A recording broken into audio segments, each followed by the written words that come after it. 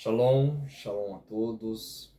Estarei dando continuidade aos assuntos de Avodah Zarah, idolatria, uma das 7 mitzvot de Bnei Noah. Estivemos nós trabalhando sobre esse assunto no encontro passado e abordamos de maneira extensa o que estava no Guia Bnei Noah do Rav Yaakov. O Rav Yaakov ele traz na página 49 algumas citações extremamente importantes que ele pontua como tópico 8. E ela diz assim: a base de todo o serviço ao Criador é o início de tudo, é saber que existe um ser primário que criou toda a existência e todas as criaturas entre os céus e a terra. Somente existem por causa de sua existência. Esse ser é o Criador do mundo, ele conduziu e controla o mundo com todas as criaturas a cada instante. O Criador é um e único. Sua unicidade é simples e não composta. Ele não possui nenhuma dualidade intrínseca ou pluralidade sobre qualquer forma. O Criador não tem corpo ou forma, não teve início e não terá fim. Ele está acima do tempo e do espaço e criou o tempo e o espaço. Devemos adorar única e exclusivamente o Criador. O reconhecimento da existência do Criador faz parte do mandamento do qual Adão, o primeiro homem, e seus descendentes posteriores foram ordenados de não serem idólatras. Os idólatras se subdividem em 3 categorias: Min, Apicurus, o herege, e Kofer, o renegado.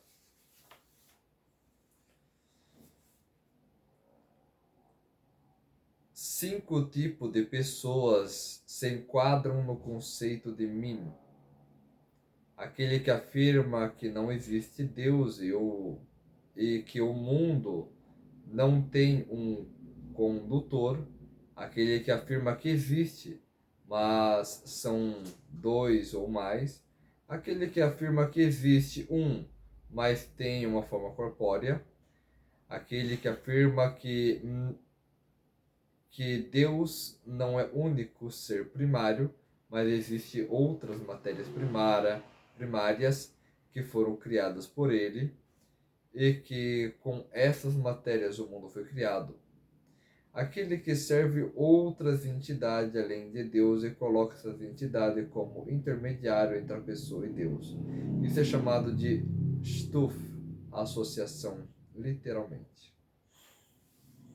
3 tipos de pessoas se enquadram no conceito de herege: aquele que nega a profecia, aquele que afirma que o Criador não se comunica com o ser humano, aquele que nega a profecia de Moisés, aquele que afirma que o Criador desconhece os atos dos seres humanos.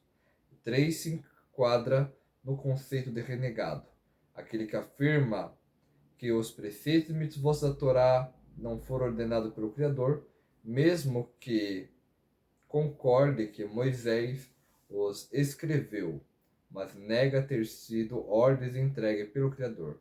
Aquele que acredita que a Torá tenha sido entregue por Deus, mas nega a aplicação a mitzvot, como consta na Torá oral. E aquele que afirma que o Criador substituiu uma mitzvah por outra e a Torá é a mitzvah original, já não são mais vigentes, como afirmam, por exemplo, os cristãos que inventaram religião e preceitos para si. Muitos livros foram escritos em crenças idólatras, implicando a natureza de suas idolatrias. O serviço, procedimento e leis não se deve estar em livros. Não se deve ler esses livros, nem se deve pensar sobre eles, nem falar deles. Uma comida que foi ofertada a um ídolo é proibida para consumo, e é proibido ter qualquer tipo de proveito de tudo aquilo, comida, objetos, até mesmo água ou sal, que é trazido para um templo de idolatria. Bem, esses são os assuntos que nós abordamos no encontro passado. E ficou de nós termos um contato melhor com os assuntos de idolatria, de forma a interiorizar isso de forma melhor.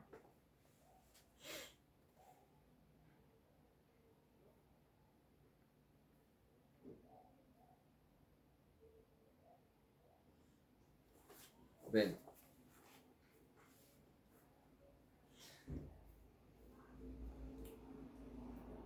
o Rambam começa com a proibição da idolatria. Por quê? Como citamos no volume, não basta servir a Deus, temos que estar servindo o verdadeiro Deus. Muitas pessoas se enganam com isso. Se a pessoa serve a Deus, que de fato não é Deus, quem cria e mantém a criação, a cada momento, todo esforço que ela faz, produz fruto no endereço errado. Portanto, o tema da idolatria é o primeiro a ser tratado. Não adianta fazer o melhor que pode, com a melhor vontade do mundo, se não está relacionado realmente com Deus. Antes de servir, devemos saber quem servir. Em seguida,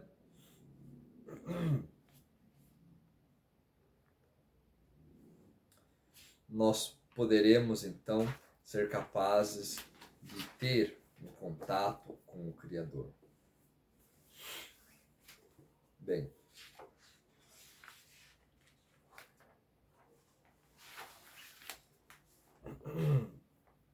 tem um texto aqui que eu queria trazer. O cão e a cadela.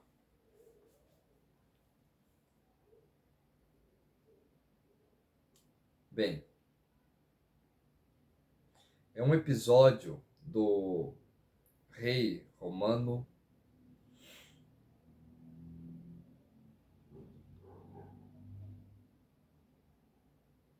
e um perverso, um rei perverso,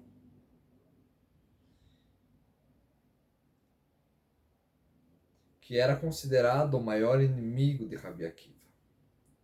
Certa vez, esse rei romano perguntou ao Rabi Akiva: por que você não serve o meu Deus?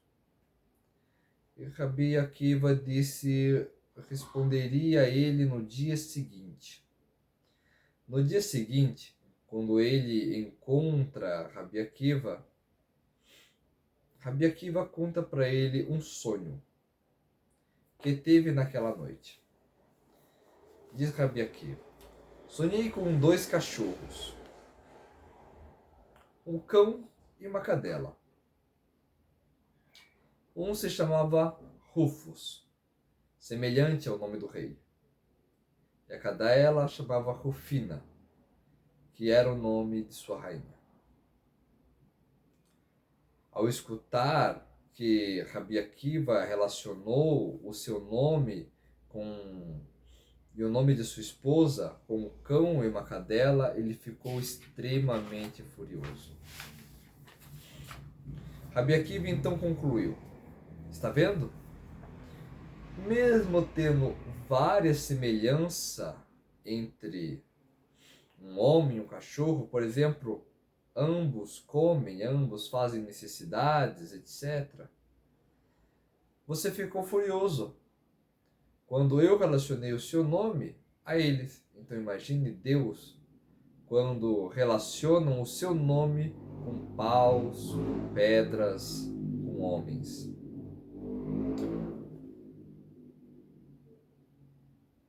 Os sábios da Torá revelam que a geração do dilúvio foi castigada por ter praticado idolatria, como está escrito na Torá, em Bereshit, capítulo 6, versículo 11. E perverteu-se a terra diante de Deus, e a terra se encheu-se de roubo. Explica o Talmud no Tratado de Sanhedrin 57a. Está escrito: e perverteu a terra diante de Deus. O Midrash Taná de Bnei Rabi Ishmael explica que quando está escrito em qualquer lugar da terra perversão, se refere à imoralidade sexual e à idolatria.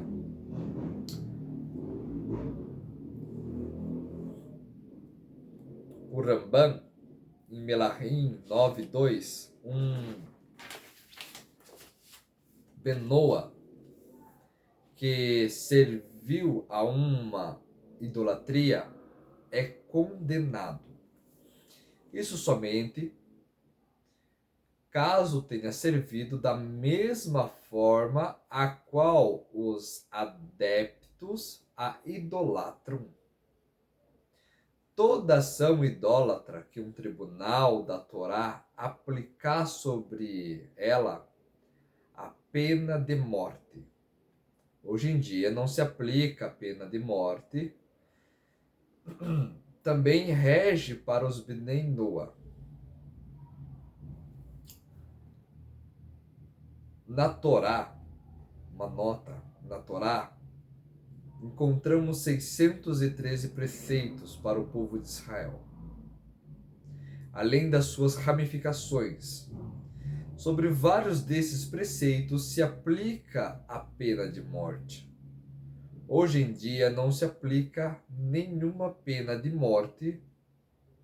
Para os Benoa encontram-se 7 leis. 7 leis e suas ramificações. E também encontram a pena de morte. Hoje em dia não se aplica esse tema da pena de morte.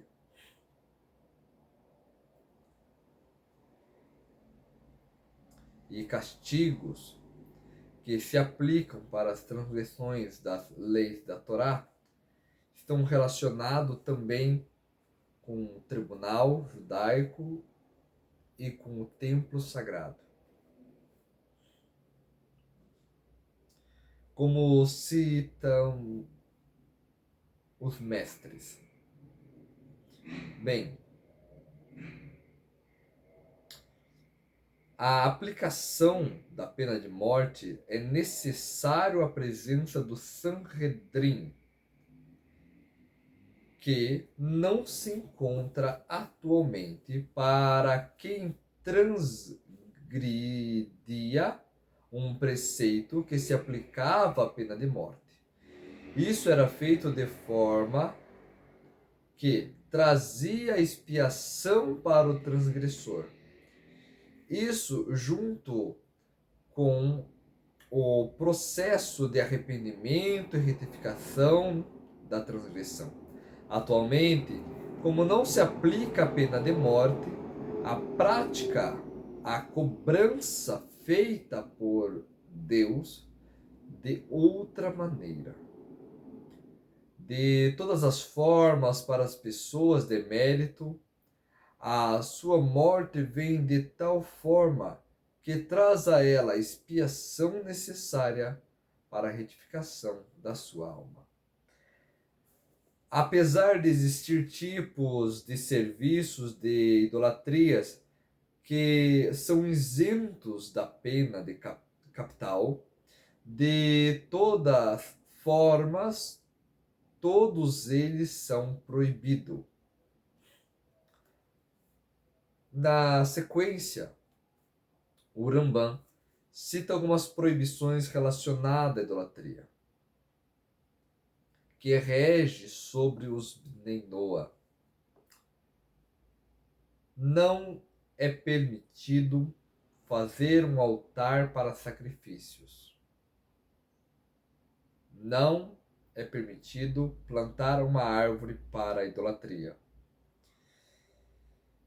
Não é permitido fazer imagens, estátuas idólatras para enfeite, mesmo sem a intenção de idolatrá-las. Um Benoa que serviu a uma idolatria é condenado. Isso somente se ele serviu de forma que os idólatras a veneram. Esse tipo de ação relacionada à idolatria, ou seja, fazer uma ação semelhante, a qual os seus adeptos a idolatra, é proibido um Benoa. Inclusive, quando ele pensa em desprezá-la. Isso é, mesmo quando um Benoa deseja desprezar uma idolatria, não pode agir de forma semelhante a qual os adeptos dessa idolatria servem a ela. Para ilustrar essa ideia, o Talmud conta uma passagem. Está escrito no Tratado de Sanhedrin 60b. Se despir e fazer necessidades para o Baal Peor, tipo de idolatria, que existe explícito na Torá, é a forma de servi-lo. Lançar uma pedra para o Marcolis é uma forma de servi-lo. A idolatria Baal Peor e o Marcolis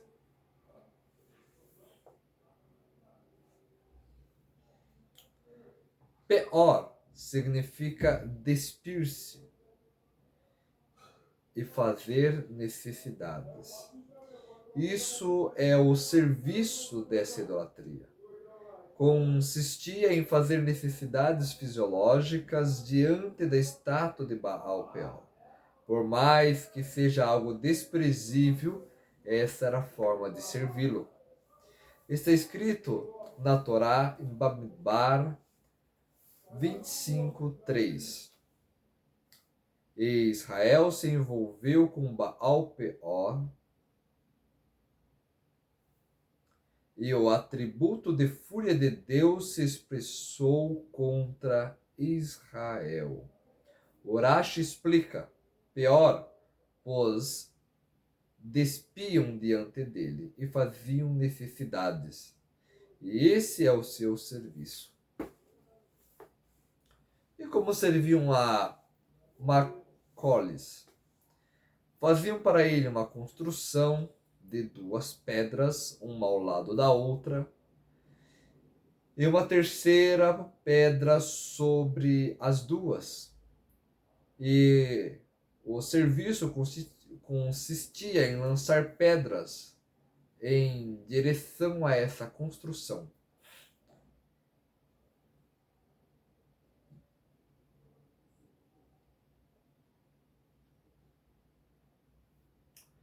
Bem,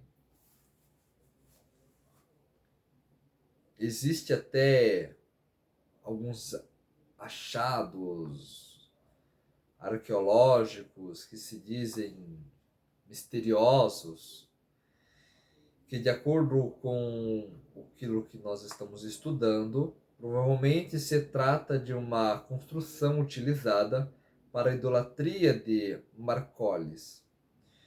Eu vou estar mostrando, não sei se vocês vão conseguir ver. mas é mais ou menos sobre isso que estamos elucidando aqui. Portanto, mesmo quando a intenção da pessoa seja fazer necessidades para desprezá-la, a idolatria, o Baal Peor, o lança-pedra sobre o Marcolis, para desprezá-lo, em ambos os casos é proibido, uma vez que essa é a forma que os seus adeptos servem ele. Curiosidade sobre o nome Marcolis. O nome de idolatria de fato não era Marcolis, e sim quilos, algo que era louvado para seus adeptos. E os sábios da Torá apelidaram de colis ao invés de quilos, que é uma linguagem de desprezo, pois há um preceito de desprezar e debochar de idolatria. Além de chamarem de colis, os sábios acrescentaram o nome mar antes de colis, que significa troca em aramaico, querendo dizer trocamos quilos por colis. Essa fonte é do Rabbeinu Tam, Tratado de Sanhedrin 64a. Os sábios do Talmud relataram o seguinte episódio, Tratado de Sanhedrin 64a. Um judeu chamado Sabata alugou o seu burro para uma mulher idólatra. Ele dirigia o burro para ela. Quando chegaram perto de um certo templo onde havia idólatras ao Peor, a mulher pediu para que Sabata esperasse e ela entrar e sair do templo. Depois que ela saiu, Sabata pediu para que agora ela esperasse a ele entrar e sair do templo. E a mulher perguntou a ele: Você não é judeu? Ele respondeu: O que te importa? Sabata entrou no templo de Peor, se despiu, fez necessidades, se limpou o nariz na estátua, se limpou no nariz da estátua, e quando os servidores de Peor viram isso, se maravilharam e disseram a ele: Nunca alguém o serviu desta forma. O Talmud conclui: aquele que se despede e faz necessidades para Peor, eis que é esse o seu serviço, inclusive quando tem a intenção de desprezá-lo. Na sequência, o Talmud traz um episódio relacionado à idolatria de Marcolis. Assim está escrito: aquele que lançar uma pedra para Marcolis, eis que esse é o seu serviço. E apesar de ter a intenção de apedrejá-lo, o Rabi Menashe estava indo para certo local e disseram a ele: Aqui está uma idolatria. O Rabi Menashe agarrou a uma pedra e lançou contra a idolatria. E disseram a ele: Isso é Marcolis. E o Rabi Menashe pensava que podia jogar uma pedra para destruir o Marcolis. Porém, ele conferiu e recebeu a informação que é proibido, pois mesmo quando tem intenção de jogar pedras para destruí-lo, é considerado servi-lo. Então Rabi Menashe disse: Vou pegar a pedra de volta. E disseram a ele: Tanto jogar a pedra com pegá-la, uma pedra é considerado servi-lo.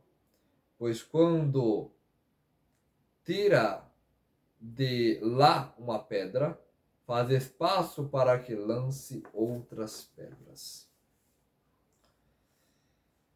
Um tema que devemos entender: será que mesmo quando a pessoa não tem a intenção de servir, e sim somente a intenção de desprezar, e não sabia que era proibido desprezar dessa forma, também recebe a mesma pena de que alguém que serve com a intenção de servir a idolatria? Por mais que falhou, e é verdade que fez transgressão, porém, será que se aplica uma pena tão forte para quem não teve a intenção de idolatria? O Rambam explica: em um caso onde a pessoa teve a intenção de desprezar e não de servir, por mais que seja proibido de toda forma, se a pessoa não tinha consciência da proibição, a pena é menos grave. Nesse caso, não se aplica a pena máxima, e sim recai sobre ela a obrigação de trazer um sacrifício de arrependimento, hatat. Isso na época em que o grande templo estava construído em Jerusalém. Contudo, hoje em dia, não se oferece sacrifício e as pessoas podem se retificar através de arrependimento completo.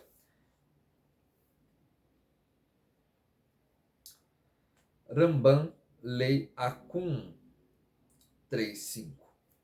Aquele que serve idolatria da forma usual, isso é, como os seus seguidores, inclusive quando faz de forma que despreza a idolatria, é condenado.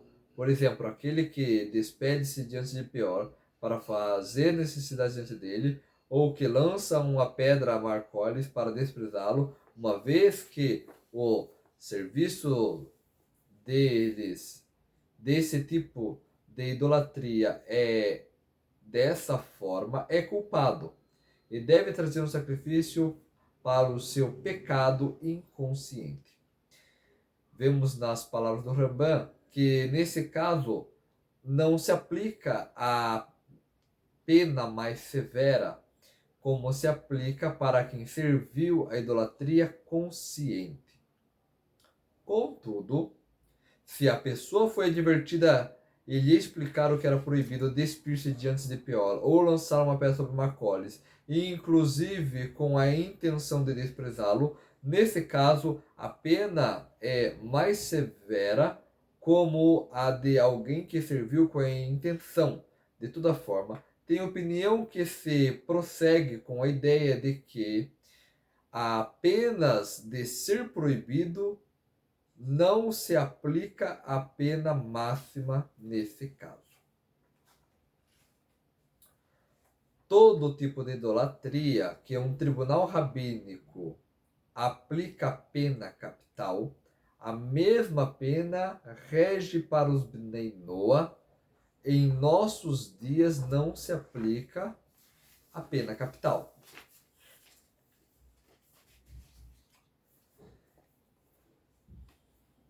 O Rambam, fontes do Rambam no Talmud. Está escrito no Tratado de Sanhedrin 56b. Todo tema que o Tribunal de Israel aplica a pena de morte, na época em que o templo estava construído em Jerusalém, rege a pena também sobre os Bnei Noah. E todo tema que o Tribunal de Israel não aplica a pena de morte, não recai pena sobre os Bnei Noah.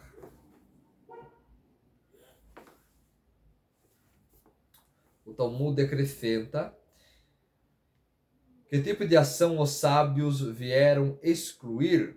Ou seja, quando disseram que todo tema que não se aplica a pena capital também não se aplica a Bnei Noah, não se aplica que tipo de ação relacionada à idolatria? Vieram nos ensinar que não se aplica essa pena máxima. Os sábios do Talmud responderam: abraçar e beijar a idolatria. O Talmud pergunta: que tipo de abraço e beijo se trata? Pois, Se essa for a maneira de servir a idolatria, com certeza se aplica a pena máxima. Então, conclui o Talmud, se trata de uma pessoa que beija ou abraça uma idolatria, ao qual essa não é a forma de servi-la, somente que faz por carinho. Vale apontar que qualquer demonstração de amor, carinho a uma idolatria é repugnante. Nesse caso, não considerado um serviço à idolatria, e não se aplica a pena de morte.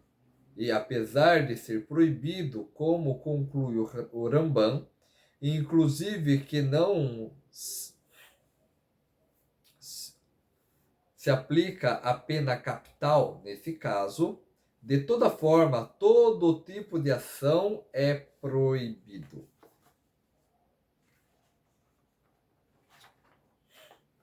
Em resumo, aquele que demonstra carinho através de certas ações para a idolatria, e apesar de ser repugnante também proibido, quando essa ação não for a forma normal de servi-la pelos seus seguidores, não é considerado que ele serviu a idolatria e, portanto, não se aplica a pena máxima. Em seguida,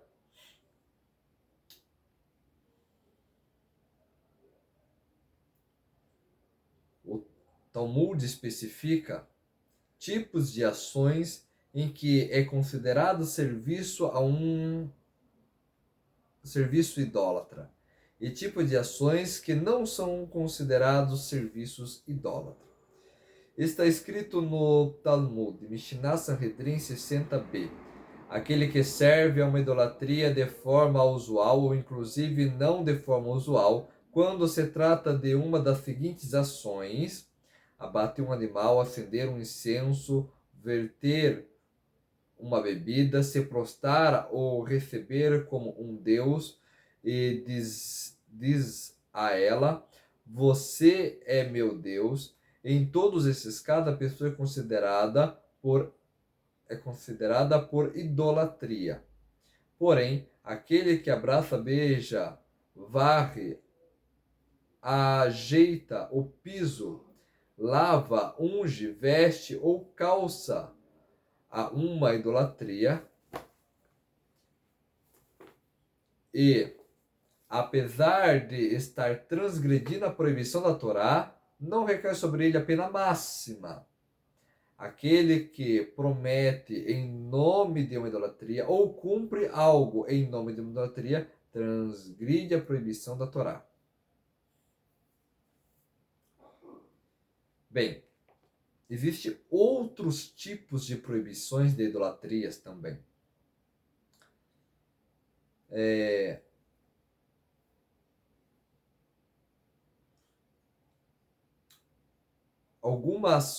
Alguns serviços de idolatria citados pelo Rambam em seguida, além do serviço citado pelo Rambam, teremos outras proibições de idolatria. Não é permitido fazer um altar para sacrifício, mesmo que tenha intenção de estar fazendo para Deus. Bem,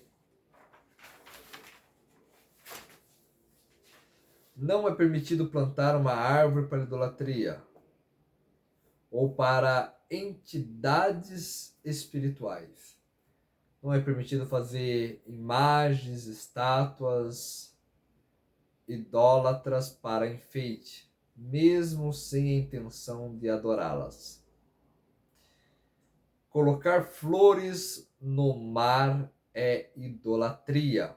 Acender incenso para entidades, mesmo quando a intenção é de atraí-las, é considerado idolatria, como consta no Shulchan Aruch 179:19.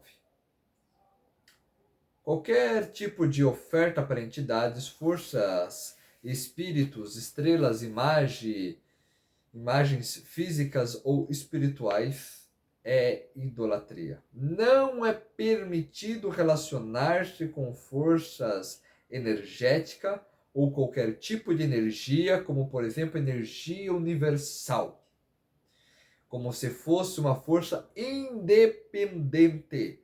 Muito menos rezar ou fazer pedido para esses tipos de forças.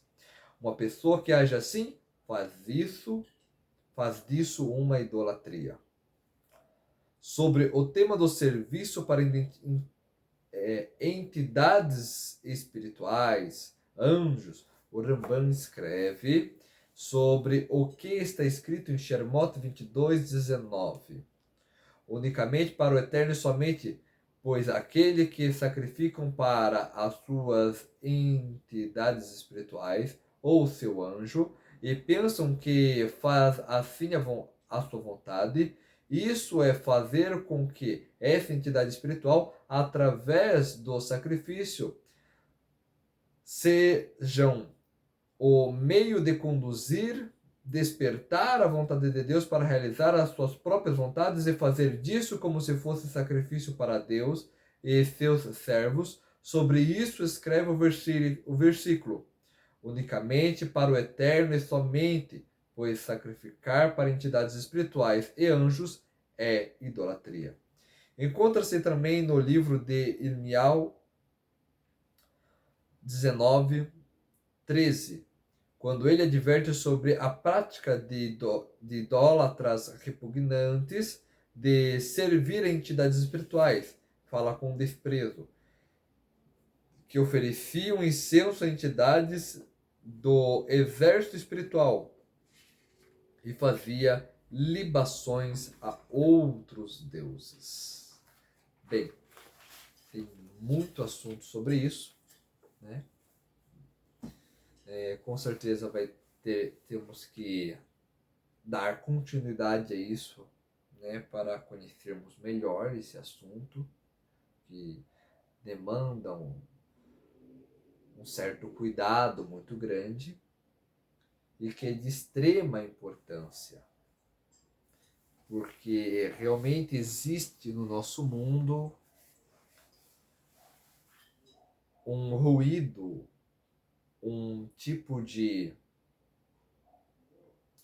mistura muito problemática, que é a pessoa não averiguar, não ter o cuidado.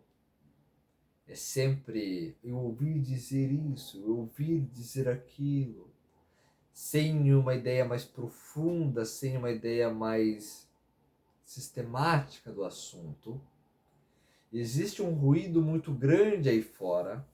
Inclusive, existe uma busca incessante que leva as pessoas à idolatria, que é a busca pelo controle, pela alta satisfação, pelo prazer imediatista de controlar a própria vida de alguma forma.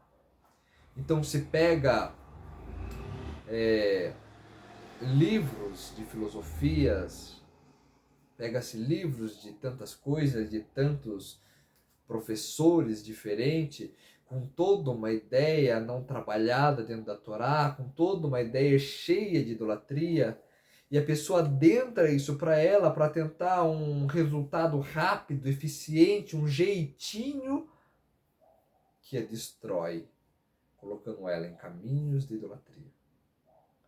Então é um assunto atual, emergente e urgente que se precisamos nos absorver, adentrar a eles e introduzir ele de forma muito real. Não pode ser um assunto eu ouvi. Tem que ser algo que você introduza esses tipos de assunto referente às leis de Bnei Noah. As leis de Bnei Noah, elas não estão aqui para serem algo que devem ser debatido. ela deveria ser algo que qualquer um com um pouquinho de pensamento lógico até, por mais que isso é de um nível baixo, conseguisse perceber a necessidade, a veracidade, a importância dessas leis noéticas na sua vida, na sua sociedade. De certa forma, a sociedade tenta introduzir e tentou ao longo da história, todos os tipos de governo tentaram de alguma forma introduzir certos aspectos das 7 mitzvot de Ben Noah. Mas acaba que esses ruídos, essas tentativas de ter um resultado mais rápido, faz com que as pessoas misturem as coisas, peguem fontes que não estão ligadas com a Torá, com os mestres, introduz isso para dentro dela, tentam mesclar, fazer essas misturas extremamente proibidas pela Torá. E dessa forma tenta criar resultados imediatistas, mas esse tipo de feitiço volta contra o feiticeiro porque literalmente é imediatista. Se algum resultado for alcançado, ele não é definitivo, como a Torá é definitiva. Ele é momentâneo, passa rápido. E logo você tem o preço a pagar por algo que você nem pôde usufruir de forma verdadeira. Eu me despeço por aqui. Shalom, shalom e até a próxima.